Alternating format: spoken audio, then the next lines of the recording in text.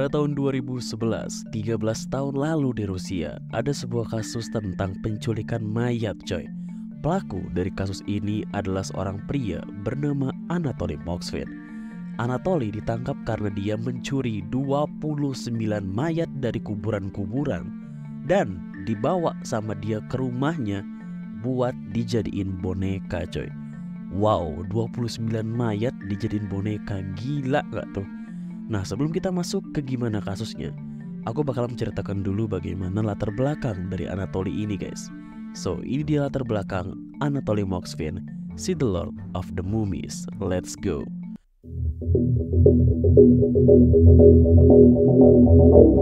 Oke, sekarang kita kenalan dulu coy sama sosok Anatoly Moskvin. Nah, jadi Anatoly Moskvin ini lahir pada tanggal 1 September 1966 weh.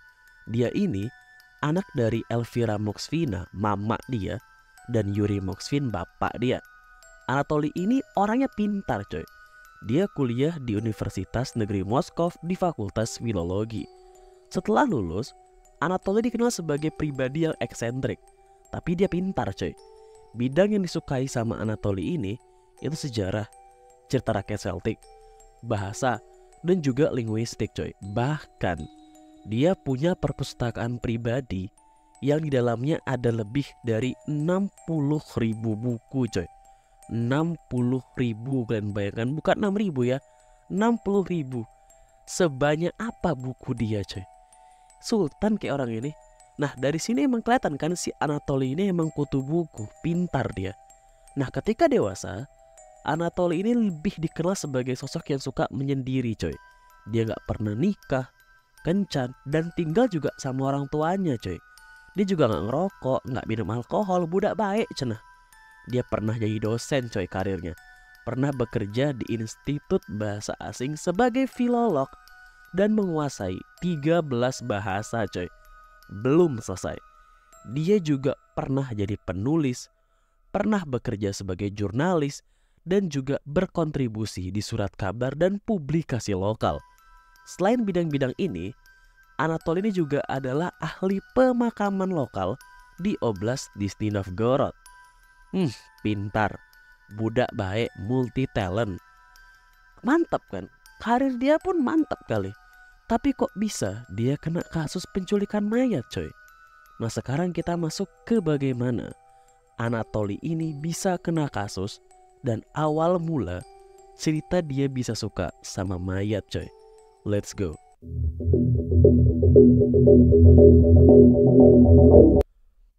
Pada tanggal 2 November tahun 2011, Anatoly ditangkap polisi karena ditemukan 29 mayat perempuan di rumahnya. Umur mayat-mayat itu diantaranya adalah 3-25 tahun coy. Nah, pas ditemuin, dah nggak dalam bentuk mayat lagi coy. Dirubah sama si Anatoly jadi boneka coy. Kalian bayangin aja, kadang boneka yang real bonekanya udah seram, gimana lagi kalau bonekanya itu dari mayat manusia coy. Polisi nengok boneka-boneka ini berantakan coy. Ada yang di rak, di sofa, dan berserakan di dekat-dekat buku dia coy. Nah, kalian tengoklah video ini.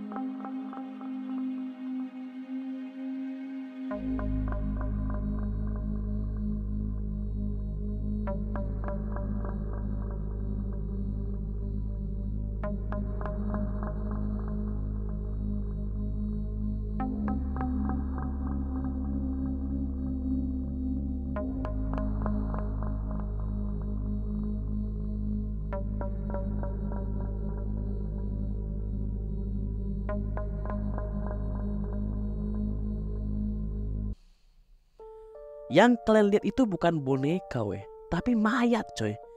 Anatoly ini udah ngelakuin aksinya ini selama 10 tahun coy. Selama dia ngelakuin aksinya ini, emak bapak dia tuh gak di rumah, sering keluar gitu. Lalu gimana awal Anatoly ini bisa suka sama mayat?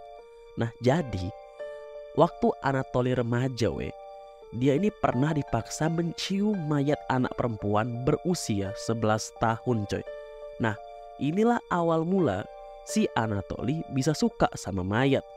Nah tadi kan gue bilang nih, dia udah ngelakuin ini 10 tahun kan coy. Kok bisa dia gak ketahuan? Nah jadi pada tahun 2009, 2 tahun sebelum Anatoly ditangkap, penduduk setempat itu ngeliat banyak kuburan yang udah gak bagus coy. Udah jelek gitu, udah abrak-abrik gitu. Nah teori awalnya kuburan itu dirusak sama organisasi ekstremis. Bahkan untuk mencari siapa sih orang yang ngerusak kuburan-kuburan ini, ampe ngelibatin unit polisi, bahkan detektif berpengalaman Nah mulailah dicari sampai kok copet gitu kan. 2 tahun dicari gak jumpa-jumpa juga di manusia satunya. Akhirnya 2011 ada laporan kuburan muslim dirusak di Nizhny Novgorod.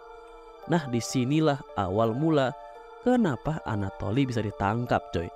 Jadi pas polisi nyampe di TKP, ada Anatoly di sini coy. Tapi dia nggak ngelakuin apa-apa, nggak ngurus apa-apa. Ya udah, akhirnya karena mungkin nggak ada salahnya juga si Anatoly ini diinterogasi lah ya sama polisi ya kan. Diinterogasilah si Anatoly tempat tinggal dia. Terkejut lah polisi ngeliat banyak kali boneka segede gaban di rumah si Anatoly ya kan. Dan ternyata pas dicek boneka itu bukan boneka, mayat coy. Lagian aku yakin polisi juga aneh nggak sih? Bapak-bapak umur 40 tahunan punya banyak boneka gede-gede, sedangkan si bapak ini nggak punya anak gitu loh. Lalu gimana kondisi mayat-mayat itu bro, yang udah dijadiin boneka sama si Anatoly? Nah sekarang kita bahas kondisi-kondisi mayat yang udah dirubah sama si Anatoly menjadi boneka guys. Let's go.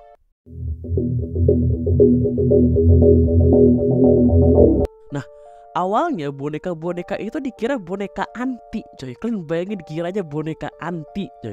Nah orang pakai sepatu boot, pakai make up, bahkan nih ya bener-bener kayak boneka dibuatnya mat-mat ini. Kalian tahu dimasukkannya sama si Anatoly ini kotak musik biar bisa ditekan ngeluarin musik gitu Nah terus polisi juga menemukan foto-foto yang diambil dari batu nisan, buku panduan membuat boneka, dan peta pemakaman yang berserakan di tempat tinggal si Anatoly ini guys. Bahkan polisi juga menemukan pakaian yang digunakan oleh para mayat ketika mereka dikuburkan coy. Anjir. Ada juga nih mayat yang punya sepotong nisannya sendiri, ditulisin namanya. Dan ada juga mayat yang dilabeli rumah sakit dan penyebab kematiannya Nah mayat-mayat ini dibungkus pakai kain coy. Terus wajahnya itu dibungkus pakai celana ketat nilon dan makain wajah boneka ini ke mayat-mayat itu. Lebih ngeri lagi ya, gak tau lah kenapa kok bisa segila ini Toly. Nah Anatoly ini masukin mata mainan ke mayat-mayat itu biar bisa nonton film kartun nama dia. Gila kan? Bener-bener boneka ini, mayat-mayat itu diubah jadi boneka kayak boneka asli gitu. Nah emak si Anatoly bilang dia emang ngeliat nih banyak kali boneka berserak gitu di rumah dia, tapi dia dikira emaknya itu ya itu boneka asli gitu loh. Ya mungkin cuma hobi anaknya aja gitu, kata emaknya suka hal begituan coy. Tapi emaknya pun gak aneh ya gitu. Emaknya tuh gak pernah mikir kayak, kok anakku udah gede 40 tahun gak pernah nikah, tapi kok ngoleksi boneka perempuan banyak-banyak gede-gede pula gitu. Mau tanya gitu kan, nak kenapa kok koleksi boneka banyak kali gitu loh. Nah kenapa ya kayak gitu ya, aneh. Oke balik lagi ke kasusnya. Nah setelah penemuan mumi-mumi ini, si Anatoly akhirnya ditangkap coy. Nah sekarang kita masuk ke persidangan dan hukuman si Anatoly guys. Let's go.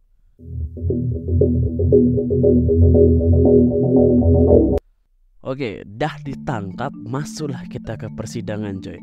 Nah kasus ini membuat si Anatoly mendapatkan julukan The Lord of the Mummies oleh media Rusia coy.